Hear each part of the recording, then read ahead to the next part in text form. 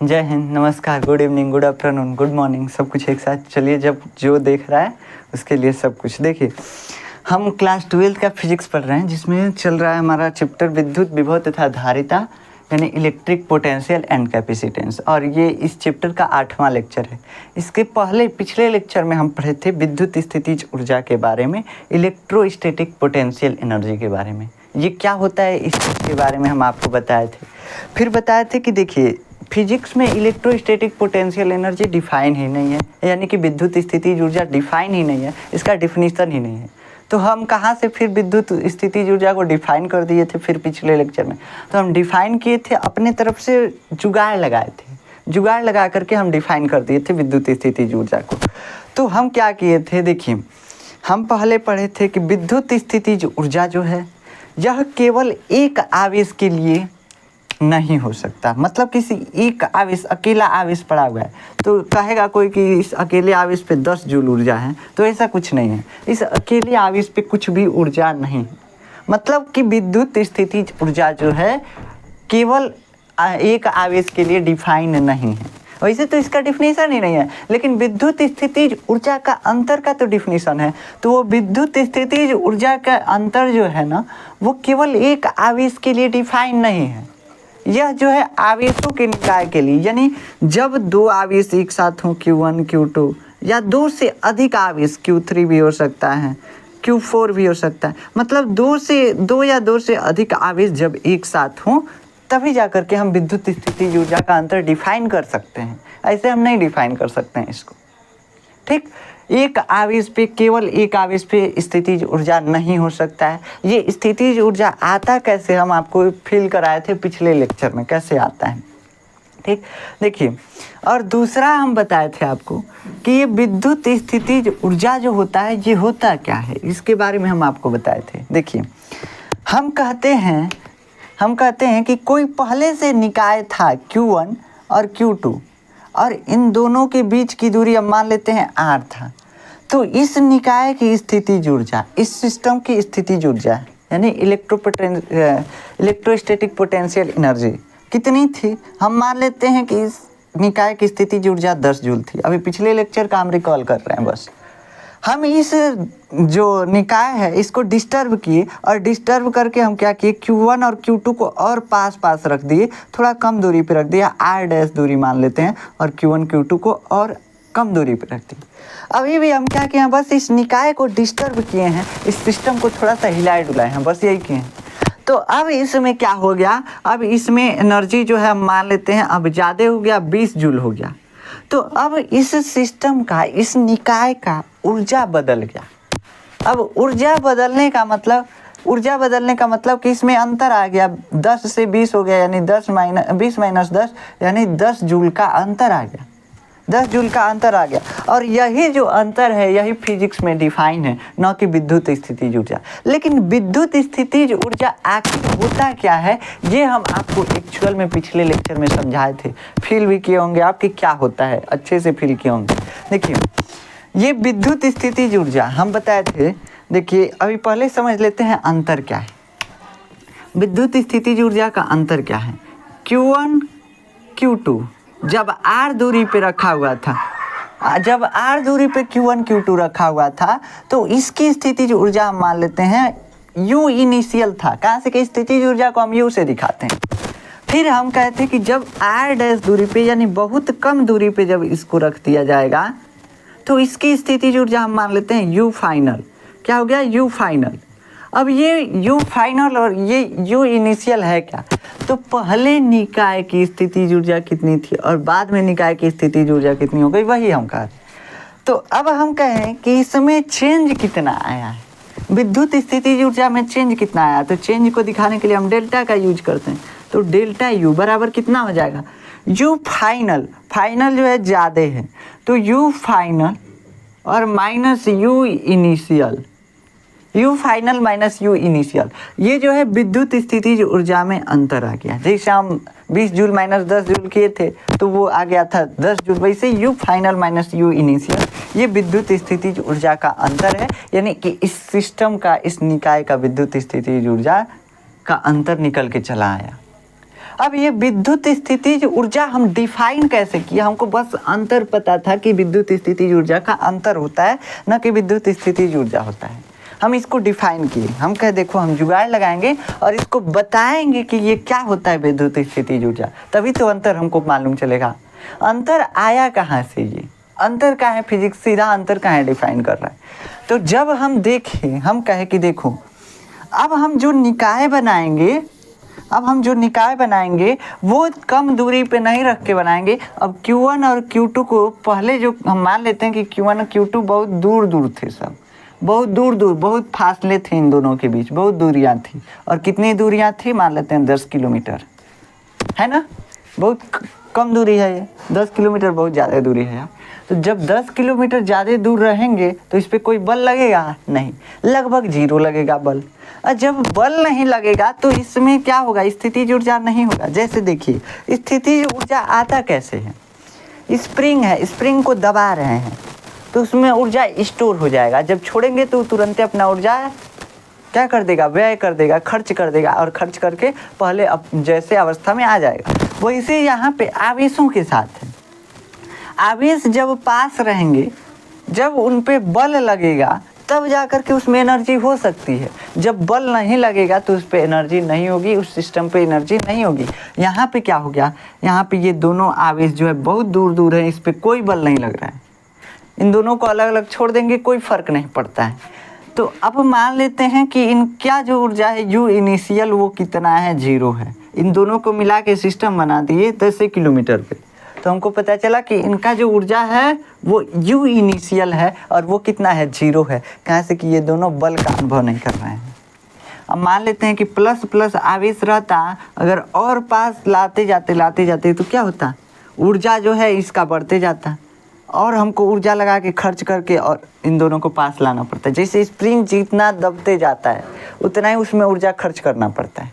वैसे यहाँ पे दोनों आवेश एक दूसरे को धक्का दे रहे थे, और जब धक्का दे रहे थे हम बरियाई से ला रहे हैं तो हमको ऊर्जा खर्च करना पड़ेगा, तो हम ऊर्जा खर्च करके लाएंगे। तो जब दूर दूर थे तो इसमें बल ही नहीं लग रहा था, इसलिए ऊर्जा कोई खर्च ही नहीं करना पड़ा। यहाँ पे इसमें जब बल ही नहीं लग रहा था तो इसमें ऊर्जा नहीं है, इसमें ऊर्जा नहीं है, यू इनिशियल जो है 0 है। अब हम कहे कि देखो ये जो Q1 है इसको हम ए बिंदु एक मान लेते हैं। हम क्या करते हैं, ए बिंदु एक मान लेते हैं और Q1 को ला करके यहाँ पे रख देते हैं। फिर कहे कि Q2 को भी यहाँ पे ला के रख देते हैं। जैसे वहाँ पे सिस्टम को डिस्टर्ब किए थे वैसे यहाँ पे हम इस सिस्टम को, इस निकाय को डिस्टर्ब करते हैं। हम कहे कि देखो अब ये 10 किलोमीटर दूरी को नहीं, अब इसको हम R दूरी पे रख देते हैं, R दूरी पे रख देते हैं और ये B बिंदु पे Q2 को ला के रख दिए। अब भी इन दोनों का एक निकाय बन गया। बस हम क्या किए, इन दोनों को डिस्टर्ब किए हैं। डिस्टर्ब करने में जो ऊर्जा खर्च कर रहे हैं वही ऊर्जा का अंतर आ रहा है, वही क्या हो रहा है, ऊर्जा का अंतर आ रहा है और वही स्थितिज ऊर्जा का अंतर हो जा रहा है। यहाँ पे भी हम वही किए, इस सिस्टम का ऊर्जा कितना था, 0 था, पहले कितना था, 0 था। अब हम इसको डिस्टर्ब किए और डिस्टर्ब करने में जो ऊर्जा खर्च करेंगे वही क्या हो जाएगा, वही हो जाएगा विद्युत स्थितिज ऊर्जा का अंतर। अब देखिए होता क्या है, हम मान लिए कि हम जो खर्च किए ऊर्जा वो है यू फाइनल हो गया, मतलब कि खर्च करने के बाद इस निकाय में, मतलब इस निकाय को डिस्टर्ब किए ना, तो इसका ऊर्जा कितना हो गया, यू फाइनल हो गया। और यू फाइनल हमको नहीं पता है कितना हो गया, कुछ हो गया होगा 10 joule, 20 joule, 25 joule, you final मान लिए। मतलब कि निकाय बनाने के पश्चात यहाँ पे क्या था, बहुत दूर दूर थे सब, लगभग निकाय थे ही नहीं, सिस्टम बन ही नहीं रहा था। कैसे कि ये दोनों आवेश जो है एक दूसरे से सेपरेट थे, बहुत दूर दूर थे, सेपरेट थे, तो निकाय लगभग नहीं बन रहा था। लेकिन हम एज्यूम किए कि ये निकाय है, ये सिस्टम है, बस एज्यूम किए थे। हम कहे कि देखो जब इसको सिस्टम बनाए यानी निकाय बनाए तब इसमें ऊर्जा आया, और वो ऊर्जा कितना आया, जितना हमको इसको डिस्टर्ब करने में ऊर्जा खर्च किए, जितना हम इसको डिस्टर्ब किए तो ऊर्जा खर्च करना पड़ा, वही जो है इसमें ऊर्जा के रूप में स्टोर हो गया। जैसे स्प्रिंग को डिस्टर्ब किया जाता है, दबाया जाता है, तो उसमें ऊर्जा खर्च करना पड़ता है और वो उसमें उतना ही ऊर्जा स्टोर होता है जितना कि स्प्रिंग को दबाने में। तो वैसे यहाँ पे आवेश जो है दूर दूर है, इसमें कोई ऊर्जा नहीं था। जब इन दोनों को डिस्टर्ब किए, इन दोनों को ला करके ए बिंदु और बी बिंदु पे रखे, तो ए और बी पे लाने में जो हम कार्य किए ना, वही इसमें ऊर्जा के रूप में संचित हो गया। और वो ऊर्जा कितना हो गया, यू फाइनल हो गया। हमको नहीं पता चला कि कितना हो गया, हमको कुछ डिटेल मालूम ही नहीं है, तो हम मान लिए यू फाइनल हो गया। अब कहे कि ये दोनों सिस्टम का जो दोनों निकाय है इसमें ऊर्जा का कितना अंतर है, तो हम इसको लिखेंगे डेल्टा यू से। डेल्टा यू का मतलब कि ऊर्जा का अंतर, स्थितिज ऊर्जा का अंतर, ये कितना हो जाएगा, तो यू फाइनल और माइनस यू इनिशियल, ये कर देंगे तो आ जाएगा। और यू इनिशियल हमको मालूम है कि यू इनिशियल जो है वो 0 है, तो यानी कि डेल्टा यू यानी स्थितिज ऊर्जा का अंतर कितना आ गया, स्थितिज ऊर्जा का अंतर जो है यू फाइनल आ गया। और यू फाइनल जो है एक स्थितिज ऊर्जा है, ये क्या है, एक निकाय की स्थितिज ऊर्जा है, और ये ऊर्जा का अंतर यानी कि निकाय की स्थितिज ऊर्जा ऊर्जा के अंतर के बराबर आ गया। अब हम इसको कहें कि निकाय की स्थितिज ऊर्जा है, या हम कहें कि स्थितिज ऊर्जा का अंतर है, बात एक के हैं। यू इनिशियल को जब 0 कर दिए, यू इनिशियल को जब 0 कर दिए तो हमको अंतर निकला ही नहीं। अब किसी चीज़ में से कुछ घटाएंगे ही नहीं तो उसमें अंतर क्या आया, नहीं अंतर आया।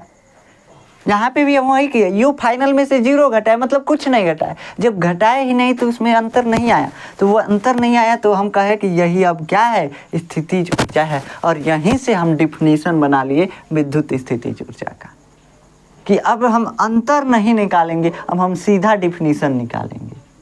समझ में आया? तो यहाँ से हम डिफिनीशन बनाए कि जब दो आवेशों को अनंत से लाकर r दूरी पर रखकर निकाय बनाने में हमको जितना ऊर्जा खर्च करना पड़ता है वही क्या है, विद्युत स्थितिज ऊर्जा है।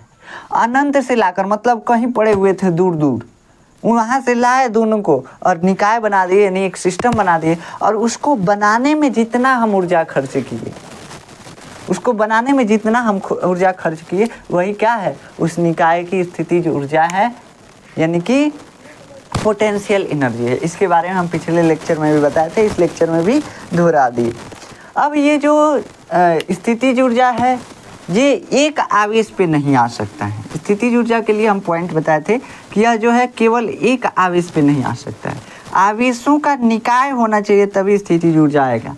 स्थितिज ऊर्जा आ कहाँ रहा है, कहाँ से कि जब दोनों आवेशों के बीच बल लग रहा है। जब एक आवेश अकेले होगा तो उस पर बल ही नहीं लगेगा, जब बल नहीं लगेगा तो स्थितिज ऊर्जा नहीं रहेगा। जैसे यहाँ पे था, बहुत दूर दूर आवेश थे, मतलब अकेले अकेले थे, और जब अकेले अकेले रहेंगे बल नहीं लगेगा, और जब बल नहीं लगेगा तो स्थितिज ऊर्जा नहीं होगी। वैसे ही यहाँ पे जब कोई आवेश अकेले रहता है तो उस पर बल नहीं लगता है, जिसके कारण उसमें स्थितिज ऊर्जा नहीं होती है। तो ये जो स्थितिज ऊर्जा है केवल और केवल आवेशों के निकाय के लिए वैलिड है, डिफाइंड है, ठीक। तो ये स्थितिज ऊर्जा के बारे में हम पिछले लेक्चर में डिस्कस किए थे, और आज हम डिस्कस करेंगे इस लेक्चर में दो आवेशों के निकाय के कारण स्थितिज ऊर्जा।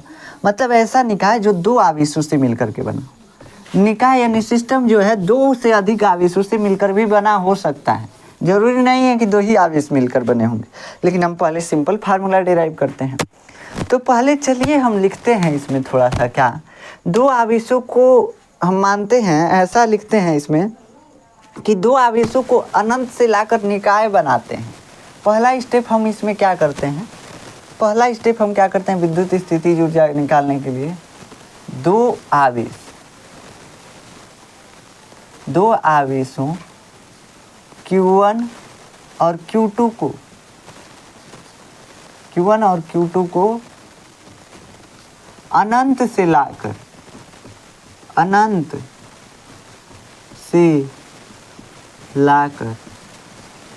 r दूरी पर रखकर, एक दूसरे से r दूरी पर रखकर,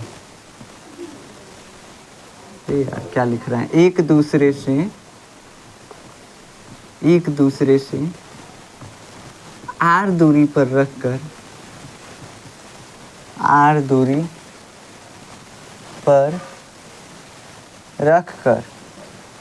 निकाय बनाने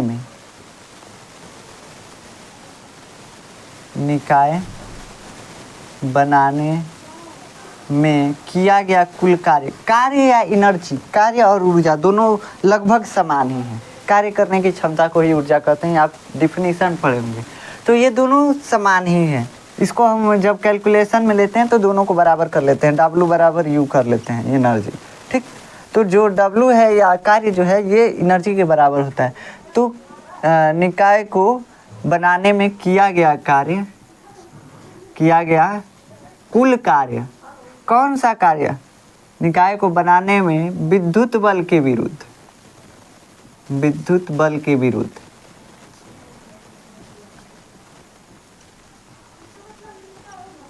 किया गया कुल कार्य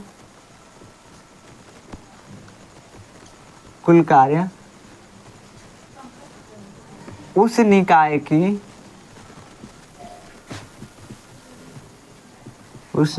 की स्थितिज ऊर्जा होगी। ठीक, स्थितिज ऊर्जा होगी। ठीक, ये है इसमें जो लिखना था। अब मान लेते हैं, हम मानते हैं पहले, माना Q1 तथा Q2 दो आवेश हैं। ठीक, ये मान लेते हैं Q1 है, ये है Q2, दोनों एक दूसरे से बहुत दूर रखे हुए हैं। ठीक, दूर रखे हुए हैं, इसे डॉट दिखा दीजिए, दूर रखे हुए हैं। अब हम कहते हैं Q1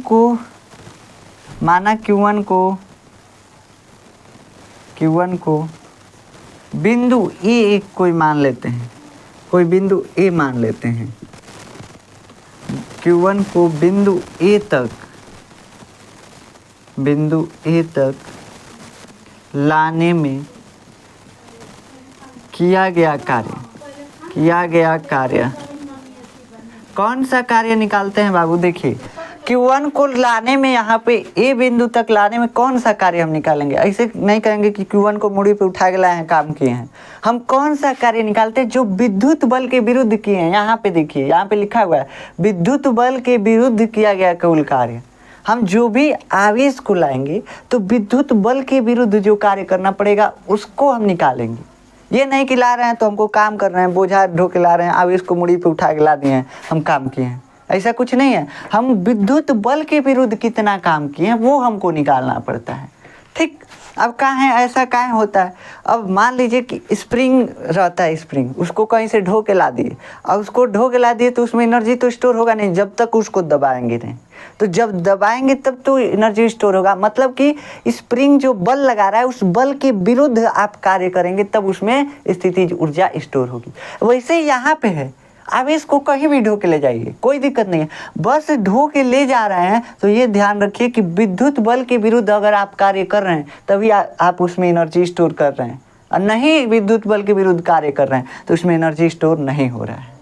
ठीक, तो यहाँ पे Q1 को ए बिंदु तक लाने में किया गया कुल कार्य जो है मान लेते हैं W1 है, और ये W1 किसके बराबर होगा? 0 के बराबर होगा। अब आप कहेंगे ये W1 0 के बराबर कैसे हो गया? ये Q1 को हम यहाँ से उठा के यहाँ तक लाए ए बिंदु तक, अब ये कार्य 0 कैसे हुआ? तो ये कार्य 0 ऐसे हो गया, मान लीजिए Q1 को उठा के धीरे धीरे ला रहे थे, ला करके ए पे रख दिए। हम कार्य तो किए लेकिन विद्युत बल के विरुद्ध कोई कार्य नहीं किए। कहाँ विद्युत बल के विरुद्ध कोई कार्य नहीं किए? कहाँ से कि ए बिंदु के आसपास कोई भी आवेश नहीं था, पहले से ए बिंदु के आसपास कोई आवेश नहीं था, खाली था पूरा। तो जब कोई आवेश ही नहीं रहेगा तो बल कैसा लगेगा? जब दो आवेश रहते हैं तभी तो बल लगता है, दो आवेशों के बीच बल लगता है या दो से अधिक आवेशों के बीच बल लगता है। यहाँ पे ये Q1 ही एक आवेश ही था, इसको उठा के बस ए बिंदु पे ला के रख दिए। ठीक, तो रख दिए तो यहाँ पे कोई हमको कार्य नहीं करना पड़ा, इसलिए हम W1 को मान लिए हैं 0, यानी ए बिंदु तक Q1 को लाने में किया गया कार्य कितना हो गया? 0। अब हम कहते हैं कि ए बिंदु से R दूरी पे एक और बिंदु है B, और इस B बिंदु पे हम कहते हैं Q2 को हम फिर से ला रहे हैं, Q2 को B बिंदु पे ला के रख रहे हैं। तो हम लिखते हैं कि Q2 को तथा Q2 को बिंदु B तक लाने में किया गया कार्य W2 ये कितना होगा? तो ये कार्य होगा, और वो कार्य कैसा होगा? तो विद्युत बल के विरुद्ध होगा। देखिए कैसे, यहाँ पे Q1 को ला के रख दिए थे, यहाँ पे आवेश अब हो गया, मौजूद है आवेश, ए बिंदु पे आवेश मौजूद है, और R दूरी पे इस आवेश से R दूरी पे हम कोई दूसरा आवेश ला के रख रहे हैं। तो जब दो आवेश पास आते हैं तो उनके बीच बल कार्य करने लगता है, और बल कौन सा होता है? विद्युत बल होता है। तो हम कहते हैं कि विद्युत बल के विरुद्ध किया गया कार्य। अब यहाँ पे इन दोनों आवेशों के बीच जैसे ये Q2 जो है Q1 के विद्युत क्षेत्र में प्रवेश करेगा, उस पर बल लगने लगेगा। हम क्या किए, उस बल का विरोध करके और यहाँ पे B बिंदु पे पहुँचा दिए Q2 को, बरियाई से पहुँचा दिए। ये जो Q1 है इस पे बल लगा रहा था, विरोध कर लिए इस बल का। हम इस बल का Q1 जो इस Q2 पे बल लगा रहा था, उस बल का विरोध करके हम Q2 को B बिंदु पे पहुँचा दिए। अब कितना हम कार्य किए इस बल का विरोध करने में, Q1 के कारण Q2 पे जो बल लग रहा था उस बल का विरोध करने में हम कितना कार्य किए, वही W2 है। तो यहाँ पे हम W2 निकालते हैं। W2 कितना होगा, आप सोच के देखिए, आप सोच के देखिए। आपको हम पिछले लेक्चर में इसका हिंट दिए थे थोड़ा सा। W2 कितना होगा? अब हम कहते हैं कि आप याद कीजिए थोड़ा सा विद्युत विभव को, विद्युत विभव को आप याद कीजिए। और हम कहे थे कि विद्युत विभव कुछ नहीं है, किसी आवेश के कारण, किसी बिंदु आवेश के कारण विद्युत विभव कुछ नहीं होता है। उस आवेश से अगर हमको r दूरी पे विद्युत विभव निकालना है ना, तो हम क्या करते हैं, 1 कूलाम के आवेश को लाते हैं और उस बिंदु पर रख देते हैं। और 1 कूलाम के आवेश को लाने में, इस बिंदु पे r दूरी पे स्थित बिंदु पे रखने में, 1 कूलाम के आवेश को लाकर r दूरी पे स्थित बिंदु पर रखने में जितना हमको कार्य करना पड़ेगा, वही कार्य क्या है, विद्युत विभव है, यानी V है, इलेक्ट्रिक पोटेंशियल है। समझ में आया? तो 1 कूलाम के आवेश को r दूरी पे ला के रखने में कितना हमको कार्य करना पड़ रहा है, वही विद्युत विभव है। अब ये हम आपको क्यों समझा रहे हैं, यहाँ इसका यूज है W2 निकालने में। जो हम दूसरा आवेश लाए हैं उसको निकालने के लिए, उसको कार्य को निकालने के लिए, लाने में जो कार्य किया है उसको निकालने के लिए इसका यूज किया जाएगा। विद्युत विभव क्या है, किसी आवेश के कारण अगर r दूरी पे हमको विद्युत विभव निकालना है, हम क्या करते हैं, 1 कूलाम के आवेश को लाके उस बिंदु पे रख देते हैं। हम जितना काम किए हैं वही विद्युत विभव होता है। और इसके लिए हमको फार्मूला मालूम है, V बराबर 1/4πε0 और Q बटा में R, यही ना, Q1 बटा में R। यहाँ पे Q1 है तो Q1 बटा में R, यही होता है, यही फार्मूला होता है। अब हम कहें कि इसको थोड़ा सा फार्मूले को शॉर्ट कर लो, 1/4πε0 को K मान लीजिए और K Q1/R, ये हमारा विद्युत विभव का फार्मूला आ गया।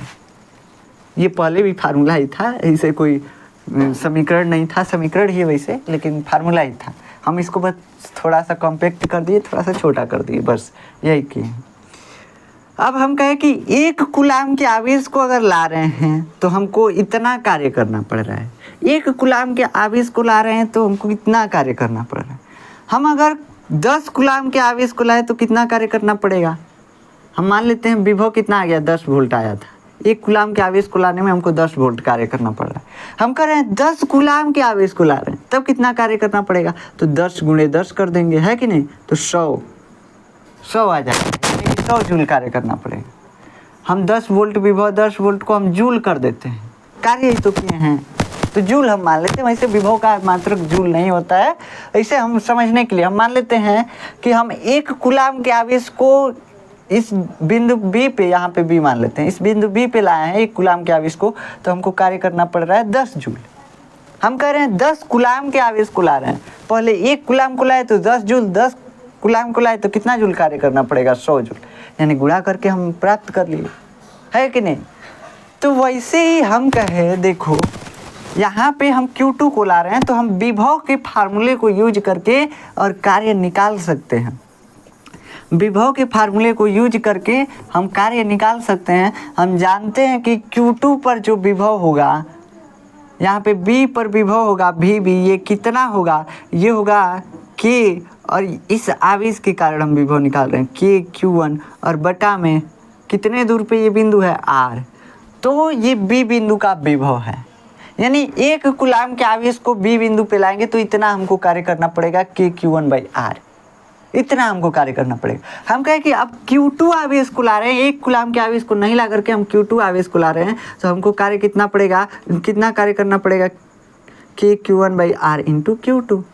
यही हमारा कार्य हो गया, यही हमारा अब कार्य हो गया। तो अब इसको हम लिख लेते हैं W2। तो इसको कैसे लिखेंगे, तो हम लिखेंगे पहले आवेश के कारण, पहले आवेश के कारण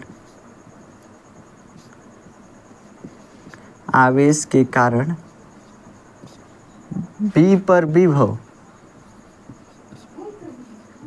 विभव और गुणे दूसरा आवेश।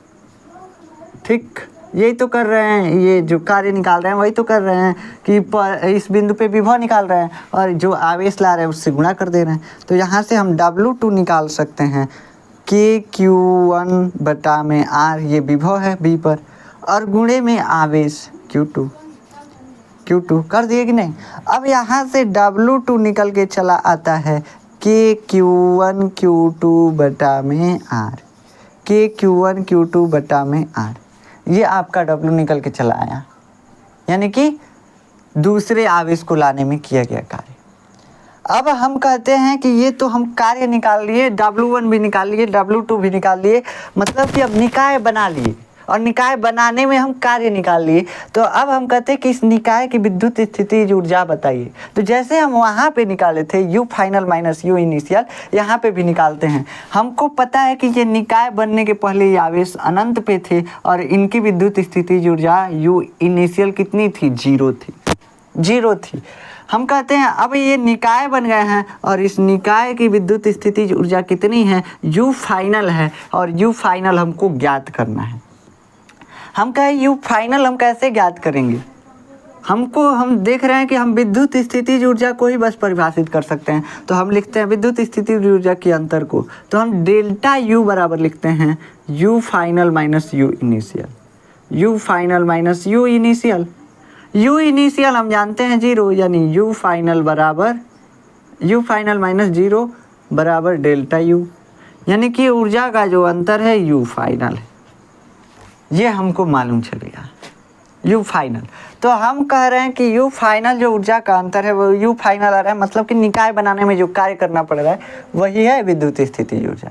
तो हम कितना कार्य किए, W1 कार्य किए और W2 कार्य किए, दोनों को जोड़ देते हैं तो हमारा विद्युत स्थितिज ऊर्जा निकल के चला आएगा। यहाँ से इसको मिटा देते हैं थोड़ा सा, और यहाँ पे अतः विद्युत स्थितिज ऊर्जा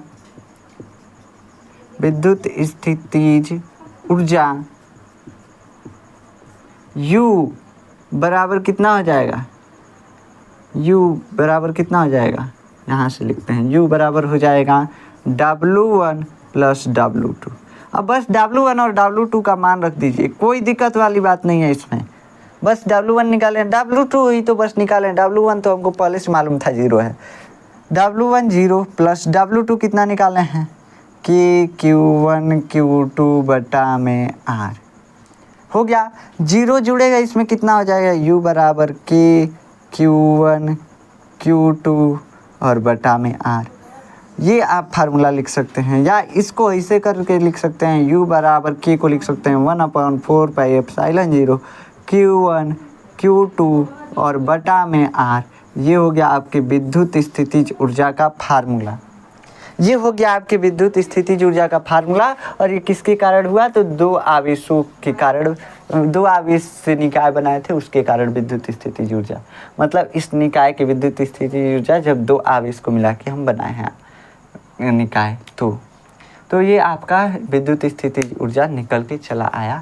इसका फार्मूला निकल के चला आया U बराबर 1/4 पाई एप्सिलॉन 0 Q1 Q2/R²। इसका मात्रक क्या होगा, देखिए ऊर्जा का मात्रक क्या होता है, जूल होता है।